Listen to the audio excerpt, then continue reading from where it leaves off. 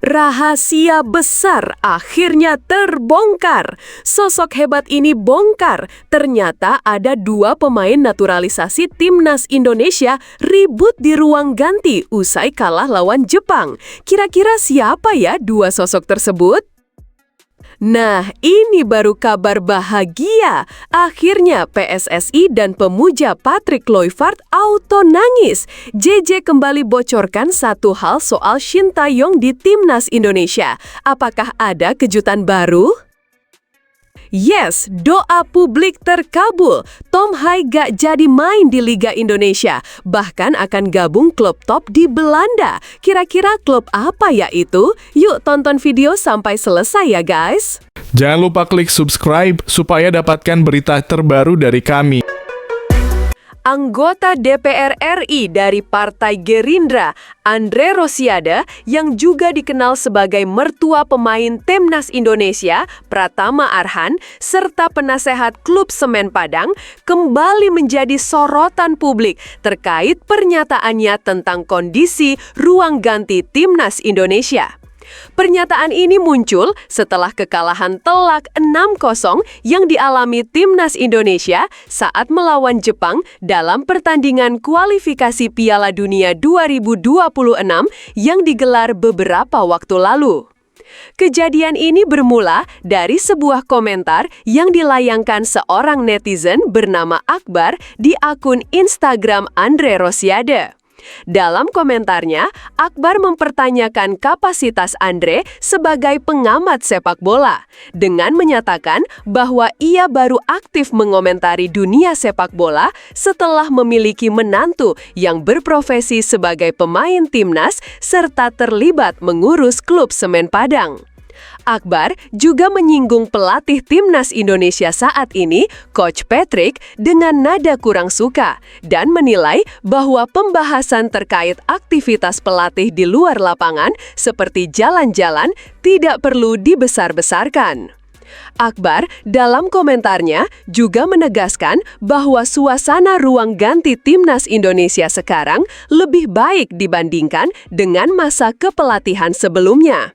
Dia menambahkan bahwa kekalahan 6-0 dari Jepang masih bisa dimaklumi sebagai bagian dari proses tim menuju babak berikutnya, mengingat Indonesia sudah lolos ke putaran keempat kualifikasi Piala Asia.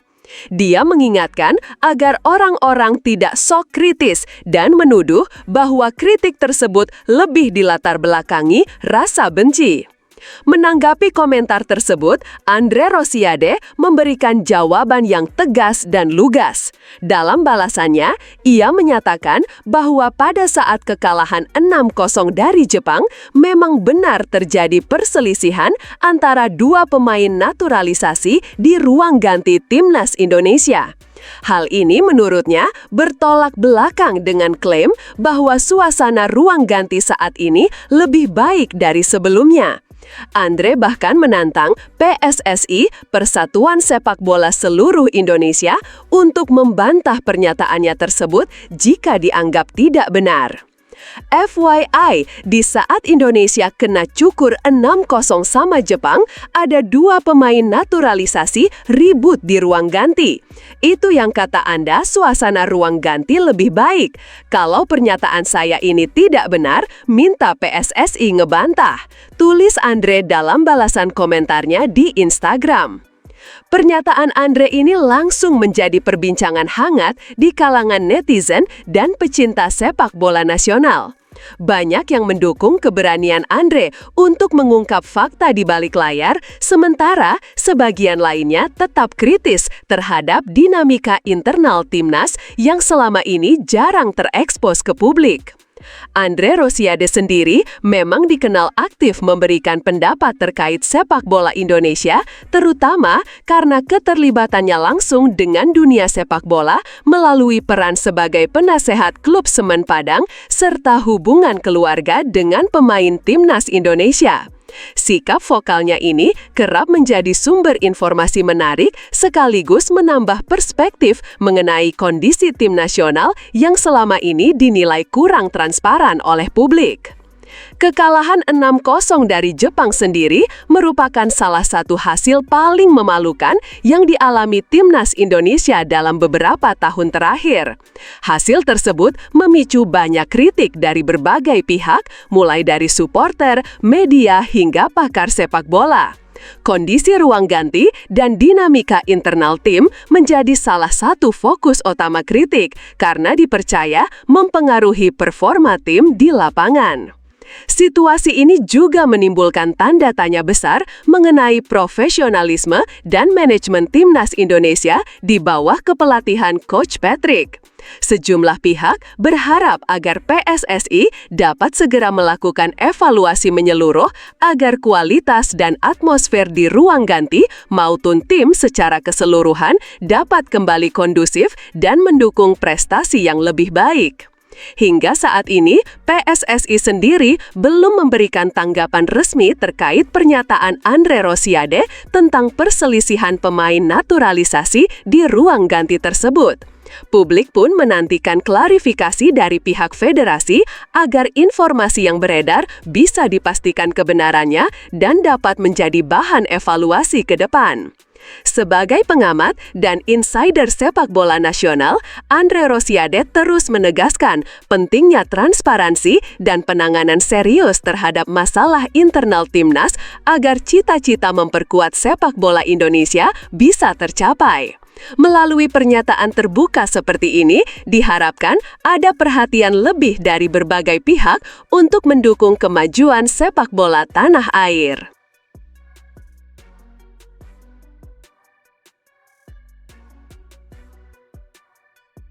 Dalam wawancara eksklusif di kanal YouTube Masih Kurang, JJ memberikan pandangan mendalam mengenai langkah strategis yang harus segera diambil oleh pelatih anyar timnas Indonesia, Patrick Kluivert.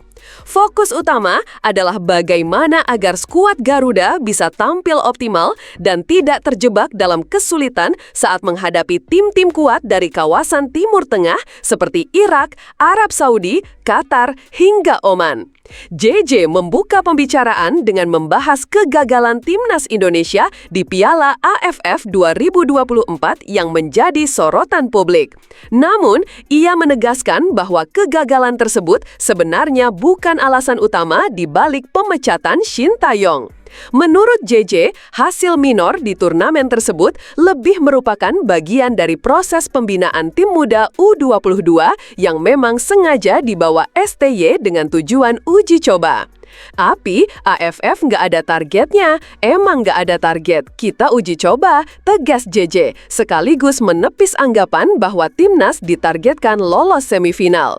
Hal ini memberi gambaran bahwa fokus utama bukan pada hasil, melainkan pada pembentukan pengalaman bagi para pemain muda. Lebih jauh, JJ mengarahkan pembicaraan ke hal yang lebih penting untuk menghadapi babak keempat kualifikasi Piala Dunia, yakni bagaimana Patrick Kluivert harus mengambil keputusan dan strategi tepat agar tim tidak kalah bersaing. Menurut JJ, langkah pertama dan paling krusial adalah melakukan negosiasi intensif dengan klub-klub yang menaungi para pemain diaspora Indonesia. Pertama sih, negosiasi sama klub dulu, itu paling penting, biar bisa cepat lepas pemain, ujar JJ. Ia menjelaskan bahwa tim-tim dari Timur Tengah, khususnya Arab Saudi, memiliki keuntungan besar karena sebagian besar pemainnya bermain di liga domestik. Hal ini memungkinkan federasi mereka untuk menghentikan kompetisi selama 1 bulan penuh demi persiapan tim nasional. Berbeda dengan situasi timnas Indonesia yang banyak mengandalkan pemain diaspora seperti Jay Idzes, Kevin Dix, Justin Hubner, dan Tom Hai yang bermain di luar negeri. Kondisi ini membuat koordinasi menjadi rumit dan waktu lepas pemain menjadi terbatas. JJ pun memberikan solusi yang sangat konkret, yakni pentingnya adanya perwakilan dari federasi atau pelatih kepala yang secara langsung datang ke klub-klub pemain diaspora untuk melakukan negosiasi. Jadi, kayaknya harus ada yang terbang ke sana langsung, mau dari federasinya, mau dari pelatihnya langsung buat negosiasi. Itu paling penting, jelasnya. Ketika ditanya mengenai pengalaman Shin Tae-yong dalam hal ini, JJ mengkonfirmasi bahwa pelatih asal Korea Selatan tersebut juga pernah melakukan negosiasi langsung dengan klub pemainnya, meskipun hasilnya tidak selalu mulus. Pernah, ada yang gol, ada yang enggak, ungkap JJ, mengisyaratkan bahwa komunikasi dan koordinasi antar klub dan federasi memang menjadi tantangan tersendiri. Selain persoalan pemanggilan pemain, JJ menyoroti aspek taktik permainan yang harus menjadi perhatian Kluivert. Pelatih asal Belanda itu dikabarkan sudah menyiapkan rencana menggelar laga uji coba internasional sebagai bagian dari strategi menghadapi lawan-lawan kuat di putaran keempat kualifikasi. Taktiknya mau gimana? Itu kan memang dari Patrick, dan ada uji coba ya nanti katanya September lawan Lebanon sama Kuwait, tambah JJ.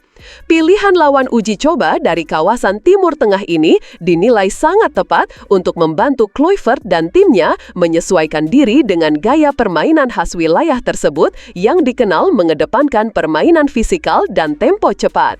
Uji coba ini menjadi kesempatan penting bagi pelatih baru untuk belajar dan mengasah strategi, bahkan menyesuaikan pendekatan mental dan emosional para pemain agar lebih siap menghadapi tekanan resmi.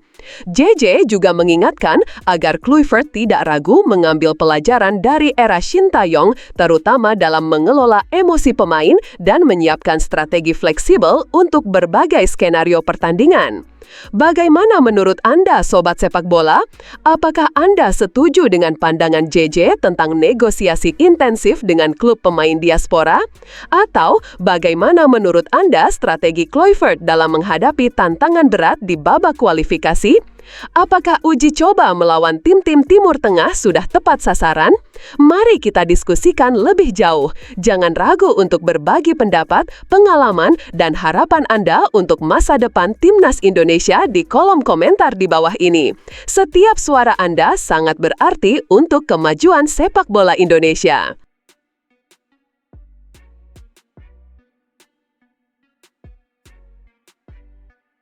Berita hangat datang dari dunia sepak bola Indonesia, khususnya mengenai nasib karir gelandang Timnas Indonesia, Tom Hai.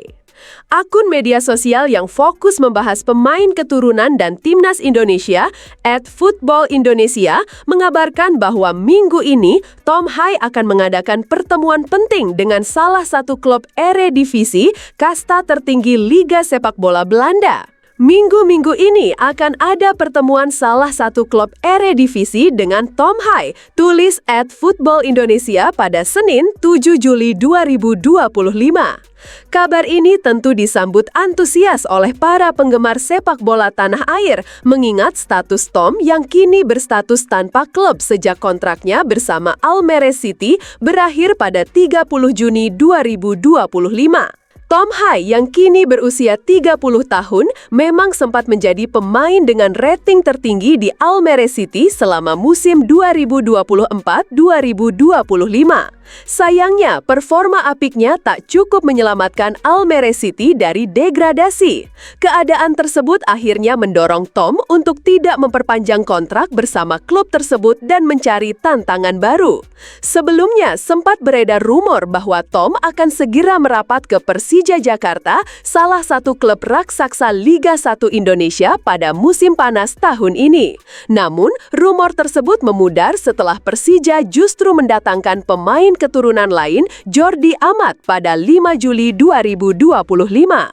Keputusan ini tentu membuat sebagian fans yang menantikan kehadiran Tom di Indonesia merasa sedikit kecewa. Media Belanda Football Flitsen bahkan merilis daftar pemain yang masih berstatus bebas transfer pada bursa musim panas 2025 dan nama Tom Hai tercantum di dalamnya. Mereka juga memberikan rekomendasi 2 klub Eredivisie yang dinilai cocok untuk memboyong pemain dengan 13 caps bersama Timnas Indonesia ini, yaitu Fortuna Sittard dan FC Groningen. Alasan Football Flitsen merekomendasikan kedua klub ini cukup kuat. Gaya bermain Tom dianggap sangat sesuai dengan kebutuhan taktik Fortuna Sittard dan FC Groningen. Selain itu, kedua klub tersebut sudah berpengalaman dalam mengelola pemain berdarah Indonesia. Fortuna Sittard pernah diperkuat Ragnar Oratmanguan dan saat ini masih memiliki Sjors Louis Hampson dalam skuadnya. Sementara itu, FC Groningen juga pernah menjadi rumah bagi Ragnar Oratmanguan dan Joey Pelupessy. Jika benar Tom Hai melanjutkan karirnya di Eredivisie, tentu hal ini menjadi kabar baik bagi pencinta sepak bola tanah air. Berkarir di Liga Top Eropa memastikan level permainan Tom tetap tinggi dan dapat menjadi contoh bagi para pemain muda Indonesia. Saat Tom sempat dikaitkan dengan kepindahan ke Persija Jakarta, muncul banyak komentar kecewa dari penggemar sepak bola tanah air. Banyak yang menilai bahwa pindah ke Liga 1 Indonesia saat ini terlalu dini bagi Tom yang dinilai masih mampu bersaing di level lebih tinggi di Eropa. Nah, bagaimana menurut Anda? Apakah Anda setuju jika Tom Hai melanjutkan karirnya di Eredivisie agar terus berkembang? Atau mungkin Anda lebih berharap Tom segera bermain di Indonesia dan memperkuat tim lokal? Bagikan pendapat Anda di kolom komentar. Kami sangat ingin mendengar suara Anda tentang masa depan salah satu gelandang terbaik timnas ini. Yuk diskusi seru bersama. Persatuan Sepak Bola Seluruh Indonesia, PSSI, secara resmi mengangkat Frank van Kempens menjadi pelatih kepala Timnas Indonesia U20. Penunjukan pelatih keberbangsaan Belanda ini mencerminkan keseriusan federasi dalam membangun sistem pembinaan berkesinambungan mulai dari kelompok usia muda sampai timnas senior. Sosok Frank van Kempen dikenal luas sebagai pelatih berpengalaman yang telah mendalami pengembangan pemain muda di benua Eropa. Rekam jejaknya sebagai Direktur Teknik Akademi Klub Eredivisie Belanda, serta pengalaman melatih kelompok usia di tingkat elit, menjadikan Kempen dipandang memiliki kemampuan merancang sistem pembinaan yang progresif dan terstruktur. Ketua Umum PSSI, Erick Thohir, menegaskan pengangkatan Frank van Kempen merupakan bagian dari strategi jangka panjang untuk menjamin kesinambungan prestasi antar kelompok usia. Dengan kepemimpinan Van Kempen, tim Garuda Muda akan diarahkan tidak hanya untuk meraih prestasi di kompetisi AFF U19 dan kualifikasi AFC U20. Timnas U20 juga akan berfungsi sebagai wadah penyaringan talenta unggul yang siap mengisi kebutuhan timnas level atas secara bertahap dan sistematis. Langkah ini memperkuat fokus PSSI untuk memperkuat fondasi pembinaan usia muda demi kemajuan sepak bola nasional yang berkelanjutan. Pria kelahiran Zevenum 6 Januari 1972 tersebut dikenal berpengalaman sebagai pelatih sepak bola usia muda. Catatan menunjukkan ia pernah menjabat sebagai asisten pelatih Timnas Belanda U20 periode 2014 hingga 2016. Posisi terakhir Van Kempen adalah asisten pelatih klub VVV Venlo, klub divisi 2 periode Juli 2022 hingga 30 Juni 2024. Ia juga pernah menjadi pelatih kepala di beberapa klub seperti NAC Breda U21, Sparta U21, Sparta U19, VVV Venlo 2, Helmond U21, dan Roda JCU 19. Transfer Jordi Amat ke Persija Jakarta telah mendapat pengumuman resmi dari klub. Bek senior Timnas Indonesia ini diperkenalkan langsung oleh Persija melalui unggahan media sosial. Jordi bukanlah defender biasa yang bisa diandalkan tim.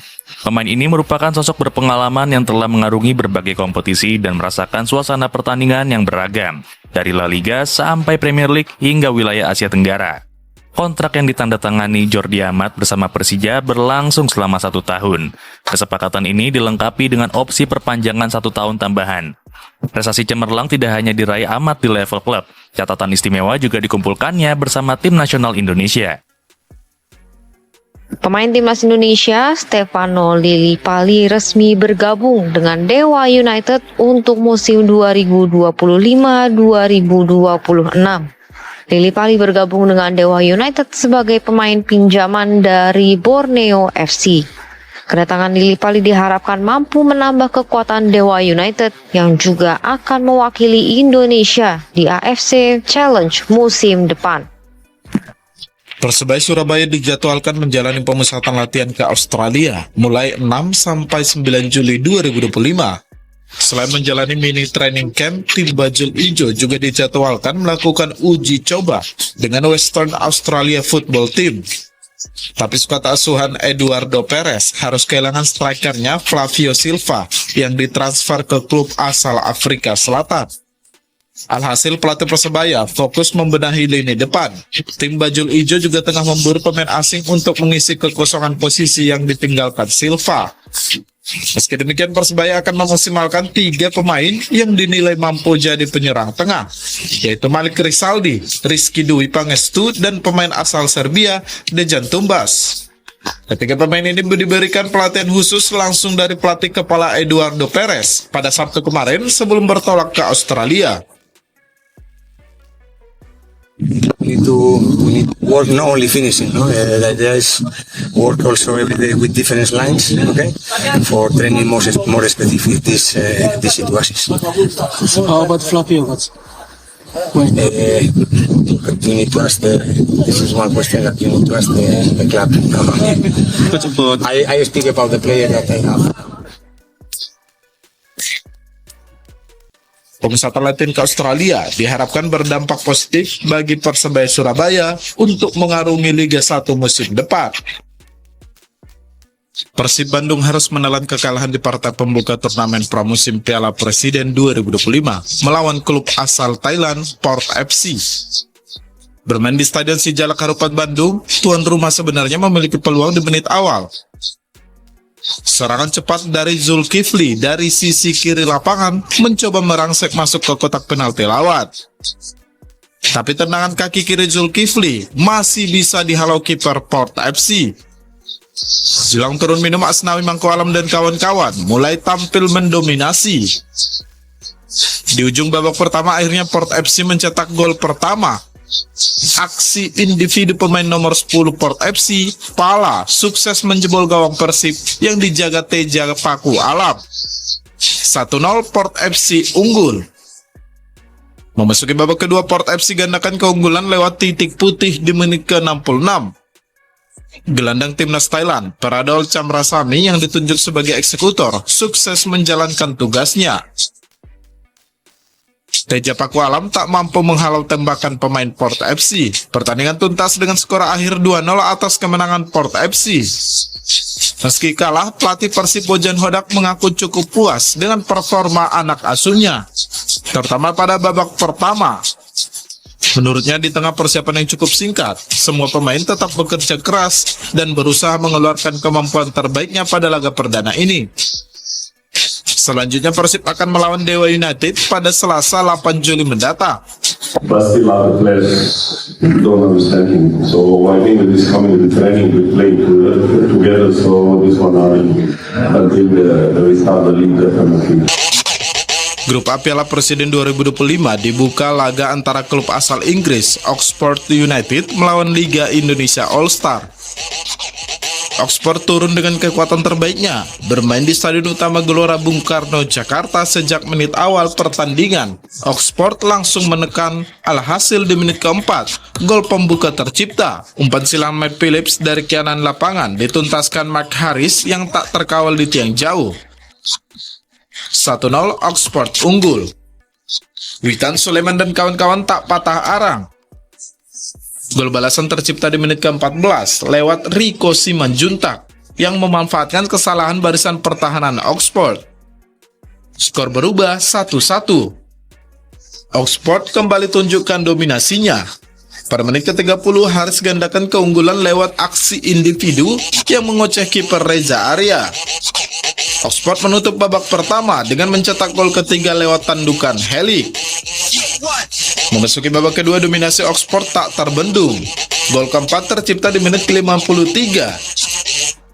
3 menit berselang, Placeta menambah gol Oxford. Ia merangsek dari tengah dan melepaskan tembakan jarak jauh terukur ke pojok kiri gawang yang dikawal Reza Arya. Di menit ke-68, Oxford tutup gol terakhir lagi-lagi lewat tembakan dari luar kotak penalti. Kali ini lewat kaki kanan Brian The Cures Makers. Di ujung laga, Liga Indonesia All Star mencoba memperkecil ketinggalan. Rizky Dwi mencetak gol di menit ke-75, kemudian Excel Runtukahu di menit ke-80. Pertandingan tuntas dengan skor akhir 6-3 atas kemenangan Oxford United. Berharap para pemain terus bisa menjaga motivasinya sampai pertandingan selanjutnya dan menjaga peluang untuk bisa lolos ke berikutnya. Megawati Hangestri Pertiwi, bintang voli putri Indonesia, resmi bergabung dengan klub voli putri Turki Manisa BBSK. Megawati akan bermain di Liga Voli Turki musim 2024-2025 setelah sebelumnya memperkuat Daejeon Jungkwanjang Red Sparks di Liga Voli Korea Selatan. Kepindahan Megawati ke klub voli Turki diumumkan secara langsung oleh media sosial resmi Manisa BBSK pada Sabtu dini hari. Bergabungnya Megawati ke tim Turki menandai babak baru dalam karir Megawati yang semakin mendunia. Transfer Megawati ke Manisa BBSK memang sudah ramai dibicarakan sebelumnya. Klub Manisa BBSK sendiri merupakan tim peserta Kadilar 1, Liga yang merupakan tingkat kedua Liga Turki untuk musim 2025-2026. Sebelum sepakat bergabung dengan Manisa BBSK, Megawati juga sempat main di Petrokimia pada April 2025, serta main di Proliga beberapa waktu lalu, namun belum berhasil menjadi juara. Dan terdekat pemain yang juga dijuluki dengan Megatron itu akan membela tim nasional. Timnas Voli Putri Indonesia akan berlaga di CV League 2025 pada Agustus mendatang. Megawati Hangestri resmi menjadi salah satu pemain yang dipanggil.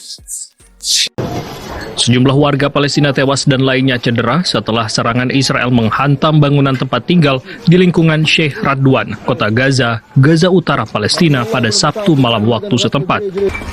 Kementerian Kesehatan Gaza mengungkapkan 80 warga Palestina tewas dan 304 cedera dalam 24 jam terakhir, sementara yang lainnya masih terjebak di bawah reruntuhan. Warga Palestina di kota Gaza merasa semakin tidak aman saat serangan udara Israel meningkat di seluruh wilayah jalur Gaza, meskipun ada perundingan gencatan senjata antara pejuang Palestina Hamas dan Israel yang dimediasi oleh Amerika Serikat, Qatar, dan Mesir.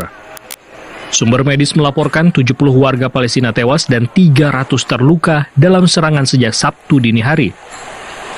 Pemandangan mengerikan terjadi di sekolah yang rusak yang diubah menjadi tempat penampungan di lingkungan Sabra, kota Gaza akibat serangan udara Israel. Sementara itu, juru bicara militer Houthi Yaman, Yahya Sarea, mengatakan hari ini bahwa pihaknya telah menembakkan rudal balistik ke wilayah Jaffa atau Tel Aviv di Israel Tengah. Militer Israel mengklaim telah mencegat rudal yang diluncurkan dari Yaman menuju Israel pada Minggu dini hari dan sirene serangan diaktifkan di beberapa wilayah. Yahya Sarea menyatakan pasukan rudal Angkatan Bersenjata Houthi Yaman melakukan operasi militer yang signifikan menargetkan Bandara Lod atau Ben Gurion di wilayah pendudukan Jaffa atau Tel Aviv dengan rudal balistik hipersonik jenis Palestine 2. Operasi tersebut berhasil mencapai tujuannya, menyebabkan jutaan kawanan Zionis penjajah melarikan diri ke tempat perlindungan dan menghentikan operasi bandara. Yahya Sarea menegaskan operasi Yaman akan terus berlanjut hingga agresi Israel terhadap Gaza berhenti dan pengepungan Gaza dicabut. Serangan pesawat nirawak Rusia menghancurkan lokasi penempatan sementara tentara bayaran asing di wilayah Zaporizhia, Ukraina, dan fasilitas produksi pesawat nirawak serta komponen militer Ukraina di wilayah Sumy. Kementerian Pertahanan Rusia menyatakan sistem pertahanan udara Rusia menembak jatuh 18 pesawat nirawak Ukraina di berbagai lokasi. Kemenhan Rusia juga menyatakan, selama sepekan terakhir, pasukan Rusia telah merebut 5 pemukiman di wilayah Kharkov dan Donetsk, mencegat 7 rudal jelajah Storm Shadow Ukraina, dan menembak jatuh 1.172 pesawat nirawak Ukraina. Di pihak lain, Angkatan Udara Ukraina melaporkan pasukan Rusia telah menghancurkan 322 pesawat nirawak dari berbagai arah sejak Jumat hingga Sabtu.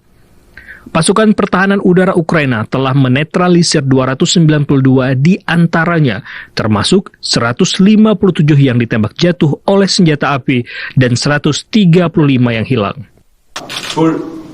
Jaksa Khusus Korea Selatan hari ini mengajukan permintaan penahanan mantan Presiden Yoon Suk Yeol atas tuduhan terkait pemberontakan sejak ia mengumumkan darurat militer tahun lalu. Pernyataan dari penasihat khusus jaksa yang menyelidiki insiden 3 Desember tersebut menyebutkan permintaan penahanan eks-Presiden Yoon terkait dengan tuduhan penyalahgunaan kekuasaan dan penghalangan keadilan. Keputusan darurat militer Yon dicabut sekitar 6 jam setelah diumumkan ketika anggota parlemen yang terpaksa memanjat tembok gedung majelis untuk melewati barisan pasukan keamanan menolak keputusan tersebut. Yon dipanggil pada Sabtu, 5 Juli untuk diinterogasi selama berjam-jam oleh penasihat khusus sebagai bagian dari penyelidikan atas tuduhan pemberontakan.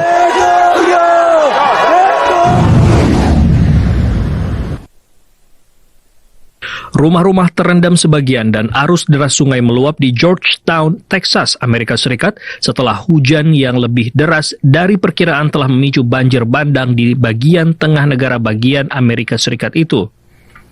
Sejumlah perintah evakuasi dikeluarkan untuk taman, rumah, mobil, dan apartemen di Georgetown. Sedikitnya 51 orang, termasuk 15 anak-anak, telah dipastikan tewas akibat banjir di Texas saat tim penyelamat melanjutkan pencarian 27 peserta kemah, wisatawan, dan penduduk lainnya yang masih hilang. Sementara itu, ledakan besar mengguncang pusat perbelanjaan di Utah, Amerika Serikat pada Sabtu malam waktu setempat yang memicu otoritas untuk mengeluarkan peringatan evakuasi kepada penduduk di daerah tersebut. Asap mengepul dari belakang beberapa bangunan di kota Harriman ketika tiba-tiba ledakan besar terjadi, mengirimkan bola api besar dan puing-puing ke udara. Polisi Harriman mengonfirmasi kecelakaan kendaraan menyebabkan ledakan dan kebakaran bangunan di daerah tersebut. Warga disarankan mengungsi karena dikhawatirkan ada gas bocor. Seekor singa peliharaan yang lepas mengejar, menyerang, dan melukai seorang wanita dan 2 anak-anak di kota terbesar kedua di Pakistan, Lahore. Polisi merilis rekaman gambar kamera pengawas atau CCTV yang menunjukkan seekor singa melompati tembok pembatas ke jalan, mengejar seorang wanita, menjatuhkan ke tanah dan kemudian melompat ke arah 2 anak-anak. Pihak berwenang mengatakan wanita itu terluka dan ketiga korban dibawa ke rumah sakit tetapi kondisi korban stabil. Departemen Marga Satwa menangkap singa itu dan tindakan hukum diambil terhadap pemiliknya. Serangkaian ledakan kembali mengguncang wilayah Gaza pada dini hari waktu setempat. Asap hitam pekat terlihat membumbung tinggi menyusul rentetan ledakan yang terjadi dalam rentang 5 menit sejak pukul 5:08. Insiden ini berlangsung di tengah rencana Israel mengirim delegasi ke Qatar untuk melanjutkan pembicaraan gencatan senjata dan pembebasan sandera. Israel menyebut sejumlah usulan pejuang Palestina Hamas tak dapat diterima, namun Israel tetap mengirim utusan ke Doha, Qatar untuk melanjutkan perundingan gencatan senjata dan pembebasan sandera. Hamas sebelumnya menyatakan telah merespon proposal yang didukung Amerika Serikat dengan semangat positif. Namun sejumlah hambatan masih membayangi negosiasi, termasuk mengenai sulitnya distribusi bantuan kemanusiaan, akses perbatasan Rafah, serta kejelasan penarikan mundur pasukan Israel dari Gaza. Sementara itu, pengunjuk rasa Israel anti pemerintah turun ke jalan di pusat kota Tel Aviv, Israel, menyeru pemerintah Israel untuk mengakhiri konflik di Gaza, Palestina. Mereka mengkritik Perdana Menteri Benjamin Netanyahu yang dinilai lebih mementingkan kekuasaan politik ketimbang nyawa rakyat. Para demonstran mendesak agar solusi politik segera ditempuh untuk mengakhiri konflik yang telah menelan puluhan ribu korban jiwa. Protes terjadi jelang pertemuan Kabinet Perang Israel untuk membahas proposal gencatan senjata 60 hari yang dimediasi Amerika Serikat. Pemimpin tertinggi Iran, Ayatollah Ali Khamenei, tampil perdana di depan publik sejak konflik Iran dengan Israel pecah 13 Juni lalu. Ia menghadiri peringatan malam Asyura di Masjid Imam Khomeini, Teheran, Iran, Sabtu waktu setempat. Dalam tayangan televisi negara, Khamenei mengenakan pakaian hitam, melambaikan tangan, dan disambut sorakan serta slogan pendukung. Ini menjadi penampilan langsung pertamanya setelah sebelumnya hanya mengeluarkan pernyataan lewat rekaman video diduga karena alasan keamanan. Sebelumnya, Khamenei terakhir terlihat di depan umum pada 11 Juni, 2 hari sebelum serangan udara Israel yang memicu konflik saat ini. Sementara itu, satu persatu warga Suriah mulai kembali ke kota Daraya, Suriah setelah berakhirnya perang sipil serta tumbangnya rezim Presiden Suriah Bashar al-Assad pada Desember 2024. Salah satunya adalah Majed Habib yang pulang setelah 7 tahun hidup sebagai pengungsi di Turki. Meski rumahnya hancur dan kondisi kota masih belum layak untuk dihuni, Majed memilih kembali dan kini menjadi relawan untuk membantu pemulihan layanan dasar. Ia mengajak para pengungsi lain ikut kembali membangun tanah kelahiran. Hingga kini lebih dari 1,7 juta warga Suriah dilaporkan telah kembali. Meski masih menghadapi tantangan besar seperti biaya tinggi dan minimnya dukungan reintegrasi nasional. Sehari setelah bertanya di platform X tentang perlunya pembentukan partai politik baru di Amerika Serikat, Elon Musk pada Sabtu mengumumkan Partai Amerika telah dibentuk. Dalam unggahan di media sosial X, Musk menyatakan berdasarkan hasil polling 2:1, masyarakat menginginkan partai baru. Ia mengatakan partai tersebut dibentuk untuk mengembalikan kebebasan pada rakyat. Elon Musk sebelumnya telah menggelontorkan ratusan juta dolar atau triliunan rupiah untuk mendukung kampanye pemilu presiden kedua bagi Trump. Ia juga sempat memimpin Departemen Efisiensi Pemerintahan yang bertujuan memangkas pengeluaran negara. Menanggapi pertanyaan di X terkait hubungannya dengan Presiden Amerika Serikat Donald Trump, Elon Musk menyampaikan peningkatan defisit dapat menyebabkan kebangkrutan negara. Pernyataan itu disampaikan Elon Musk setelah Trump menandatangani rancangan undang-undang pemotongan pajak dan pengeluaran negara yang ia sebut besar dan indah. Hubungan Elon Musk dan Donald Trump memburuk secara drastis akibat perbedaan tajam mengenai rancangan undang-undang tersebut. Perseteruan antara orang terkaya dan orang paling berkuasa di dunia ini telah menyebabkan penurunan tajam pada harga saham Tesla. Setelah Elon Musk mengumumkan pembentukan Partai Amerika, tanda-tanda ketidakpuasan investor langsung muncul di hari yang sama. CEO Azoria Partners, James Fishback, menyampaikan melalui unggahan di X, pihaknya akan menunda peluncuran dana ETF Tesla. Ia juga meminta Dewan Direksi Tesla untuk menjelaskan ambisi politik Musk dan menyebut pembentukan partai baru tersebut melemahkan kepercayaan para pemegang saham. Para pemegang saham sebelumnya berharap Elon Musk akan lebih fokus pada perusahaan setelah ia meninggalkan jabatan pemerintahan pada bulan Mei.